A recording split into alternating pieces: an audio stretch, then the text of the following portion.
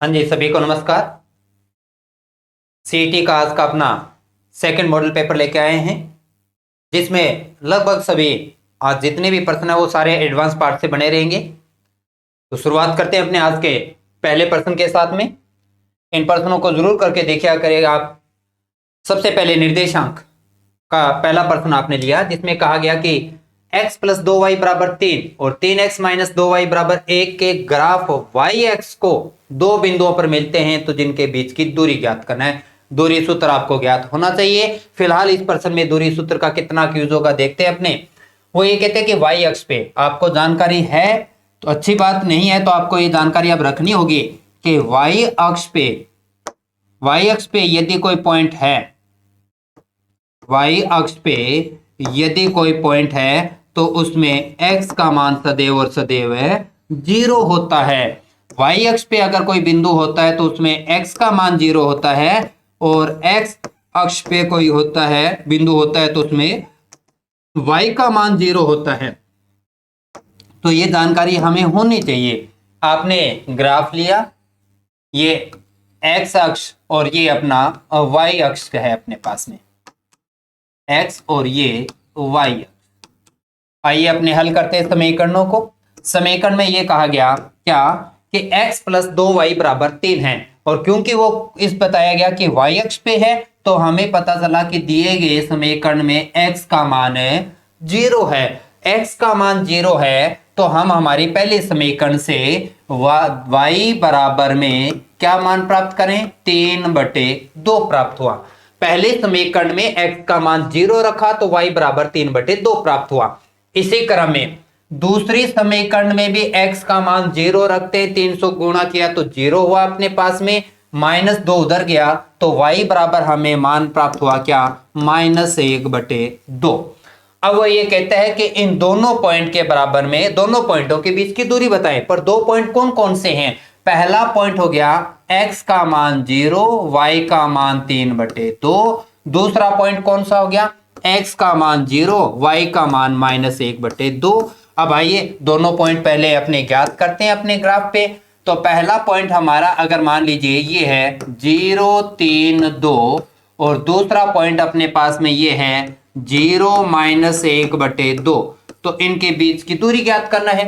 तो दूरी यही तो है इनके बीच की दूरी, और अक्षों पे बनी बीच की दूरी के लिए दूरी फॉर्मूले की आवश्यकता नहीं होती। यहां से हम 3/2 कदम आगे गए हैं, यहां से हम 1/2 कदम पीछे आए हैं, तो दोनों के बीच में गैप कितना होगा ये बताने के लिए दोनों y अक्ष के मान जो y निर्देशांक है, जो y कोटि के जो मान है उनका जोड़ कर देना है।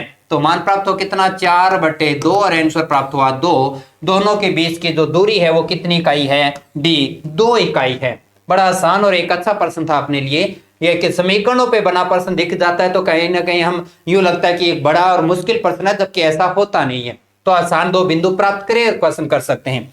ये ग्राफ पे बना पहला प्रश्न था। आइए अपने वर्त पे बना सेकंड प्रश्न लेते हैं, जिसमें कहते हैं दो सकेंद्रीय वर्त हैं। दो वर्त है वो सकेंद्रीय, दोनों वर्तों का केंद्र एक ही है अपने पास में, जिसमें एक की त्रिज्या 15 सेंटीमीटर है। दो सकेंद्रीय वर्त है, दो सकेंद्रीय वर्त में एक की त्रिज्या 15 सेंटीमीटर है और दूसरे की त्रिज्या जो है वो 9 सेंटीमीटर है। इसकी त्रिज्या 9 सेंटीमीटर है। हमें ज्ञात करना है क्या, हमें एक जीवा की लंबाई प्राप्त करना है। जो बड़े वर्त की तो जीवा है, लेकिन वो जीवा इस प्रकार से है कि छोटे वर्त को स्पर्श करते हुए निकल जाती है। तो आते हैं अपने इस प्रश्न के अंदर। आपको कुछ सामान्य ज्यामिति की जानकारी होनी चाहिए, कुछ प्रमेय जानते हैं तो प्रश्न आसान है। और प्रश्न आसान देखिए क्या, जहां ये बिंदु है उसे हम स्पर्श बिंदु कहते हैं, और आपको ये है जानकारी क्या कि स्पर्श बिंदु पर स्पर्श रेखा और त्रिज्या के बीच का जो कोण होता है वो सदैव 90 डिग्री का होता है, एक लंबवत होती है। यदि वो त्रिज्या आपके स्पर्श बिंदु पे जा रही है तो स्पर्श बिंदु पर जीवा स्पर्श रेखा और त्रिज्या के बीच का कोण कितनी डिग्री का, 90 डिग्री का। तो हमें हमारा ये जो डायग्राम प्राप्त हुआ है, ये त्रिभुज प्राप्त हुआ है, वो कैसा प्राप्त हुआ है, ये समकोण त्रिभुज प्राप्त हुआ है, जिसमें आधार प्राप्त करेंगे तो क्या लिखेंगे, आधार प्राप्त करेंगे तो कर्ण स्क्वायर माइनस लंब स्क्वायर, कर्ण का मान 225 माइनस हुआ 81 हल करते हैं, अपने पास में मान प्राप्त होता है 4 और यहां से आया 144, तो आधार का मान प्राप्त हुआ कितना 12। 12 जो है वो पूरी जीवा की लंबाई नहीं है, वो जीवा का आधा है, तो 12 इधर है तो 12 ही अगली तरफ होगा। क्यों? क्योंकि जो बड़े वर्त की जो जीवा होती है वो छोटे वर्त को जहां टच करती है वो स्पर्श बिंदु उस जीवा को समान दो भागों में बांटता है। तो ये 12 है तो ये भी 12, तो टोटल मिलाकर जीवा की लंबाई हमें प्राप्त होगी कितना 24 सेंटीमीटर। उस जीवा की लंबाई जो छोटे वर्त को स्पर्श करता है। वर्त पे बना ज्यामिति के साथ क्वेश्चन अपना सेकंड। चलिए आगे बढ़ते हैं। अपने त्रिभुज का समरूप और सर्वांग समता का भी पाठ आपके सिलेबस में दे रखा है। समरूप क्या होता है? दो आकृतियां एक जैसी दिखती है और सर्वांग समता के सभी इकाइयों में एक दूसरे के बराबर होती है। तो समरूप और सर्वांग समता के बारे में बात करें क्या कि यदि दो त्रिभुज एक दूसरे के समरूप है, एक दूसरे के समरूप है, तो आपको ध्यान होना चाहिए कि दो समरूप त्रिभुजों के भुजाओं के वर्गानुपाती होता है उनका क्षेत्रफल। क्योंकि दिए गए प्रश्न में देखो दोनों त्रिभुजों का क्षेत्रफल दे रखा है, तो दोनों त्रिभुजों का क्षेत्रफल दे रखा है, तो ये हमारा पहला त्रिभुज है ए बी सी और दूसरा है पी क्यू आर, और इसका क्षेत्रफल हमें दे रखा है 64 सेंटीमीटर स्क्वायर और इसका क्षेत्रफल हमें दे रखा है 121 सेंटीमीटर स्क्वायर, जिसमें से भुजाओं के बारे में भी बात हुई है इस प्रश्न में, और भुजा के बारे में कहता है क्यू आर 15.4 है, क्यू आर 15.4 है, तो हमें बीसी की लंबाई ज्ञात करनी है।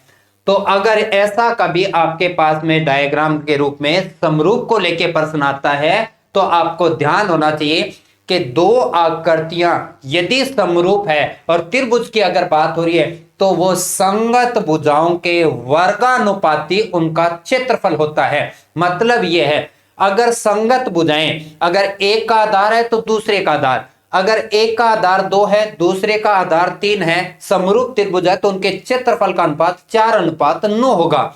संगत भुजाओं का वर्ग करोगे तो क्षेत्रफल प्राप्त होता है, और अगर क्षेत्रफल दे दिया तो वर्गमूल करते ही भुजाओं का अनुपात प्राप्त होता है। हमें वही काम करना है, तो दोनों के क्षेत्रफल का वर्ग किया तो कितना प्राप्त हुआ 8:11। क्या प्राप्त हुआ? उनके संगत भुजाओं का अनुपात प्राप्त हुआ है। संगत भुजाओं का अनुपात प्राप्त हुआ कितना 8:11 प्राप्त हो चुका है अपने को।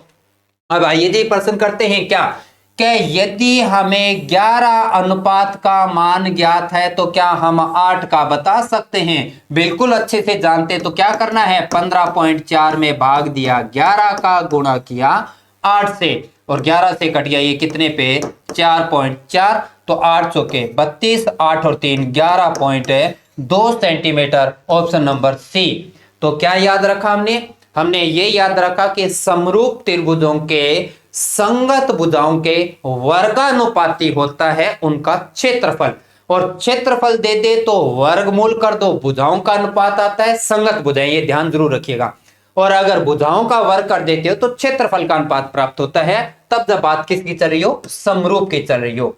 तो त्रिभुज की समरूप और सर्वांग समता भी आपके सिलेबस में है।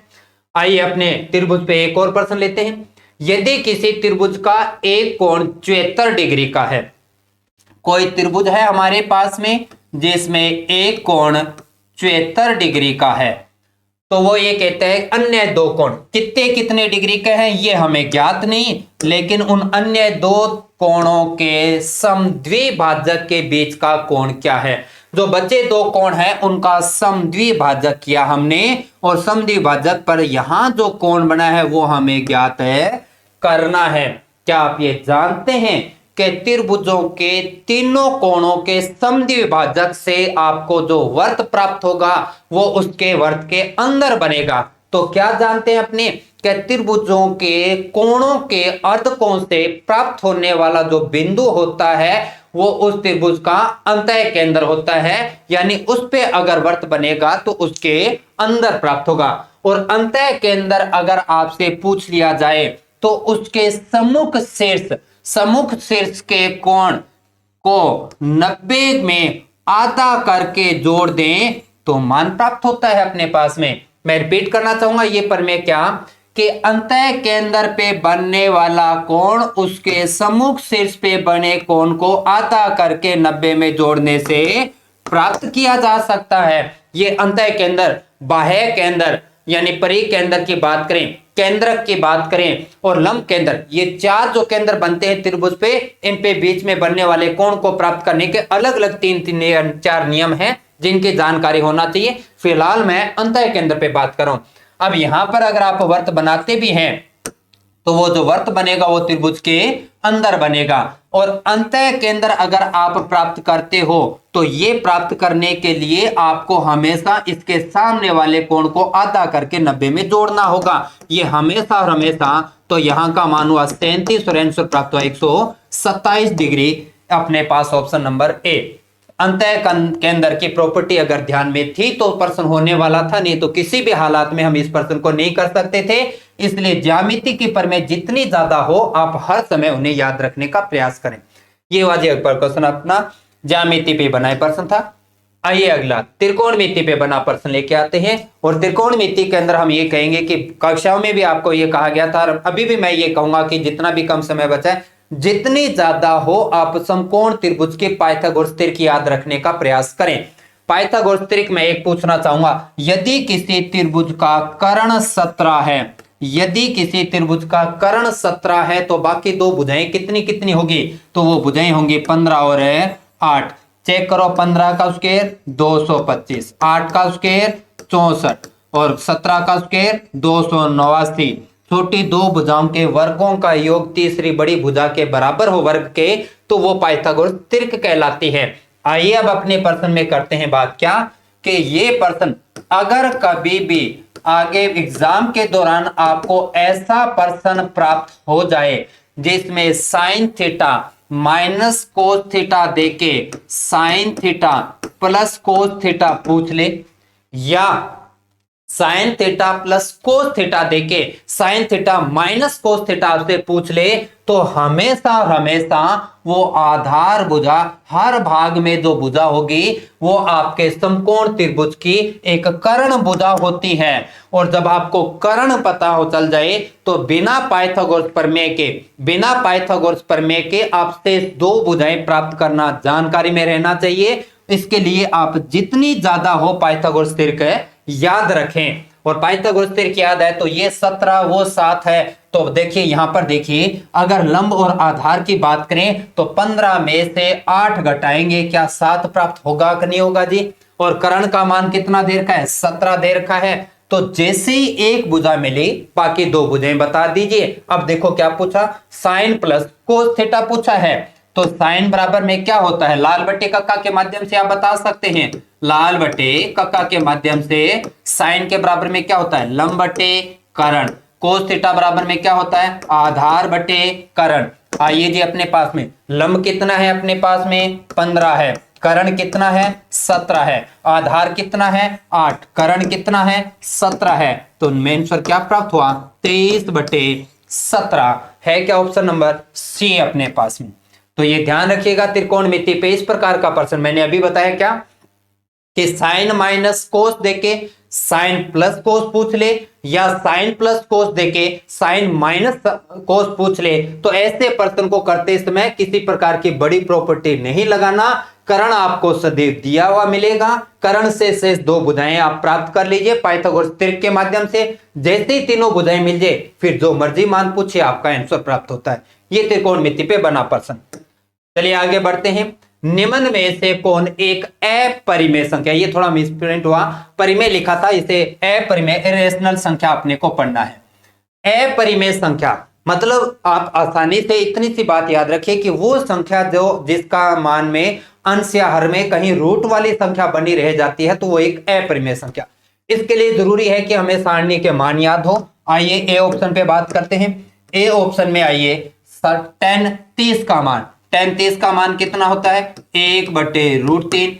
10 60 का मान कितना होता है √3, गुणा किया क्या प्राप्त हुआ 1। तो एक पूरी संख्या है और पूरी संख्या क्या होती है, वो एक है परिमेय संख्या होती है। तो ये तो हमारे पास परिमेय हुआ। आइए बी पे, sin 30 का मान, sin 30 की बात करें तो sin 30 का मान हम कितना जानते हैं, sin 30 का मान होता है 1/2 और 1/2 भी तो एक क्या है, परिमेय संख्या है, क्योंकि वो संख्या जिसका भिन्न रूप प्राप्त किया जा सकता है वो परिमेय होता है। इसी प्रकार से आ जाइए सी नंबर ऑप्शन, tan 45 का मान हम सब जानते हैं कितना होता है 1, और 1 तो खुद क्या है, परिमेय संख्या है।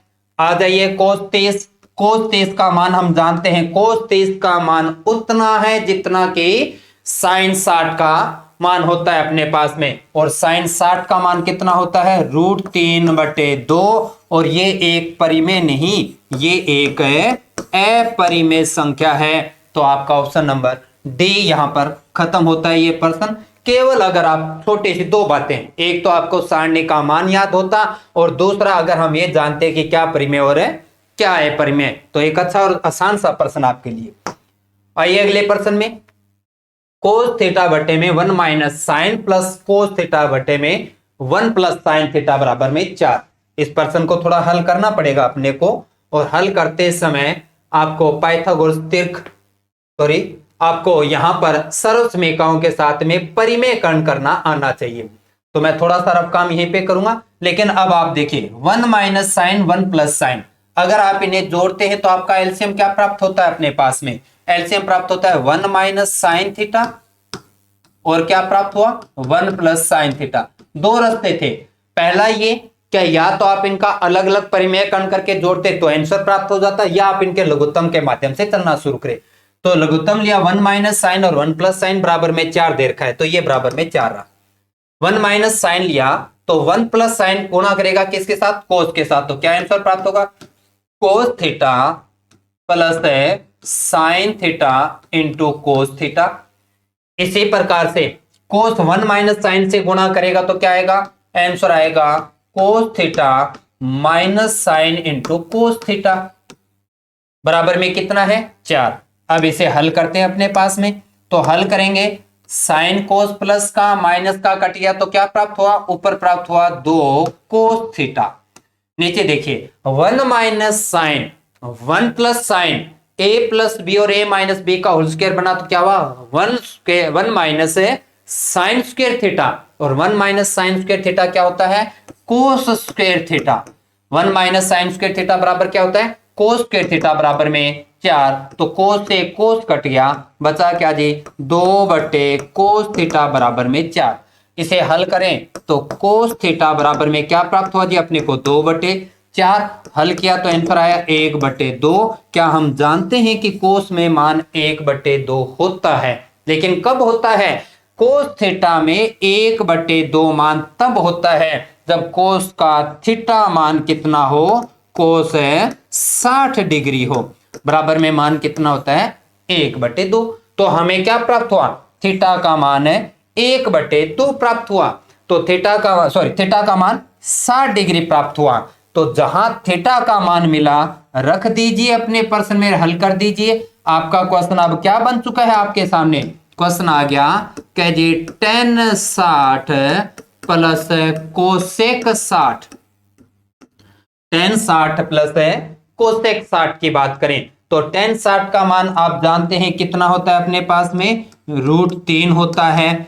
कोसेक 60 का मान उतना है जितना कि साइन 60 के मान का व्युत्क्रम होता है, और साइन 60 का मान कितना, √3/2 का व्युत्क्रम किया तो क्या प्राप्त हुआ 2/√3, जिसे हल किया तो हल करने पे प्राप्त हुआ अपने पास लघुत्तम लेने के बाद में क्या प्राप्त हुआ 5/√3। लेकिन ये तो हमारा कहीं ऑप्शन है नहीं, और ऐसा कभी नहीं होगा क्या कि कोई आपका ऐसा आंसर नहीं उपलब्ध होगा जिसके हर भाग में एक अपरिमेय संख्या हो। यदि यहां आके आपका प्रश्न रुके तो आगे परिमेयकरण करो, और परिमेयकरण करने के लिए आप क्या करेंगे, √3 से ऊपर नीचे गुणा करेंगे तो रिजल्ट प्राप्त हुआ क्या 5√3/3। कौन सा ऑप्शन है अपने पास में, ऑप्शन नंबर बी। आपका क्वेश्चन खत्म होता है जी त्रिकोणमिति पे बना तीसरा प्रश्न आज का। अच्छा और शानदार प्रश्न था। थोड़ा सा ध्यान रखिएगा कि आप तीनों प्रश्नों में ये चीज कॉमन बता चुके हैं कि सारणी के मान भी आपको हमेशा याद रहने चाहिए, बहुत जगह उनकी जरूरत पड़ती है अपने को। आइए अगला प्रश्न, त्रिकोणमिति पे ऊंचाई और दूरी पे बना प्रश्न अपने पास में, ऊंचाई और दूरी पे बना प्रश्न। वो कहते हैं कि जी एक 25 मीटर लंबी सीढ़ी का पैर इमारत से 7 मीटर दूर है। यहां पर एक सीढ़ी है अपने सामने, इस प्रकार की सीढ़ी है जिसके सीढ़ी की लंबाई दे रखी है 25 मीटर, इमारत से 7 मीटर की दूरी पे है। चलो आगे का काम बाद में करेंगे, फिलहाल बताइए क्या हम यहां पर ये बता सकते हैं कि सीढ़ी का ऊपरी सिरा जो दीवार को टच करता है वो धरातल से कितनी ऊंचाई पे है? तो ये बताने के लिए सबसे पहले लंब की बात करते हैं। लंब होता है कर्ण स्क्वायर यानी 625 माइनस कितना होता है 49 का क्या करना है अपने को रूट करना है। तो यहां से मान प्राप्त हुआ 6, यहां से मान 6 प्राप्त हुआ 61 और अपने पास में 11 7 और अपने पास में 576 और 576 किसका होता है जी 24 का मान प्राप्त होता है। तो हमारा एक डायग्राम अभी तक आधा पर्सन पढ़ा है, आगे नहीं पढ़ा आपने। क्या जी सीढ़ी की लंबाई 25 मीटर है, इमारत से 7 मीटर की दूरी पर लगाया है, तो जहां पर वो दीवार को ऊपरी सिरे को टच करता है उसकी ऊंचाई जो होगी वो 24 मीटर होगी। चलो ये तो वह डायग्राम ठीक अपना। अब वो आगे की कुछ और परिस्थिति लिखता है, क्या लिखता है कि जी अब अगर सीढ़ी का शीर्ष 4 मीटर फिसल जाता है तो सीढ़ी का जो शीर्ष है अगर वो सीढ़ी इस प्रकार से फिसलेगी तो नीचे की ओर आएगी और वो फिसल के यहां आ गई तो यहां आएगी तो वो आगे फिसल के इस प्रकार से हुई।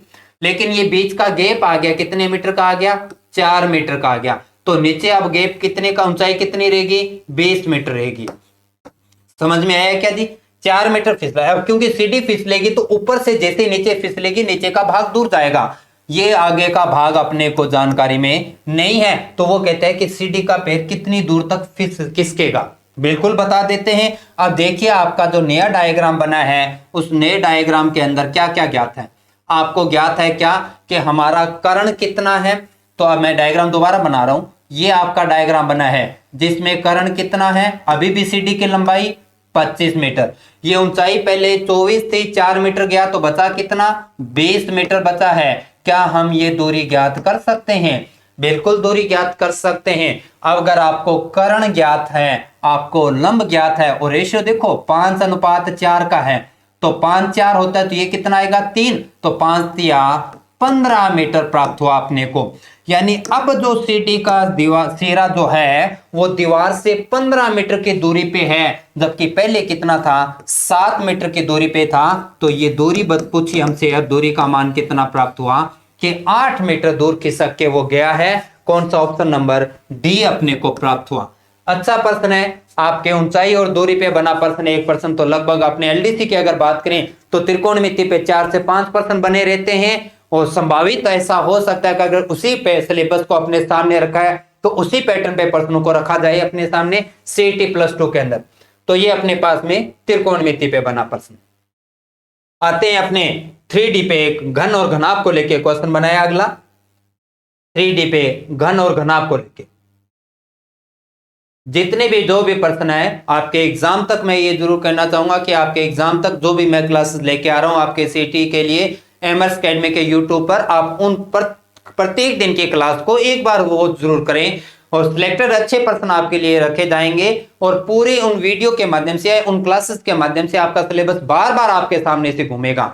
तो वो चीजें याद रहना शुरू हो जाएगी अपने को कि 8 सेंटीमीटर भुजा वाले एक ठोस घन को, तो इसके लिए डायग्राम बनाओ। पहले अपने को एक घनाभ दे रखा है, घनाभ दे रखा है तो एक घनाभ अपने को ऐसा दिया, ये अपने पास घनाभाकार कोई टंकी है अपने पास में, ये घनाभाकार टंकी अपने पास में जिसकी लंबाई 16 सेंटीमीटर दे रखी है, जिसकी चौड़ाई 8 सेंटीमीटर दे रखी है, ऊंचाई छोड़िए एक बार जरूरत नहीं है, क्यों का कारण पता चलेगा कि इस कंटेनर में गिराया जाता है जो आंशिक रूप से पानी से भरा होता है। आंशिक मतलब उसका कुछ अंश पानी से भरा हुआ है। मान लेते हैं कि यहां पर इस लेवल पर पानी था, इस लेवल पर पानी था। अब इसके अंदर क्या किया कि इसके अंदर एक घन को डाल दिया गया, इसके अंदर एक घन डाला। तो जैसे ही हम अच्छे से ये जानकारी है हमें। और एक सामान्य बात है ये कि अगर पानी पहले से है और उसके अंदर अगर हमने कोई और पत्थर या कोई धातु उसके अंदर डाल दिया तो पानी का स्तर नेचुरल सी बात है बढ़ेगा।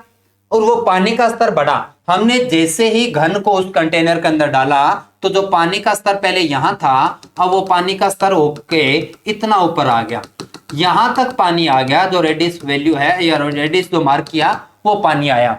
अब पानी का स्तर इतना बढ़ गया। अच्छा, आप बता सकते हैं कि ये पानी इतना क्यों ऊपर गया?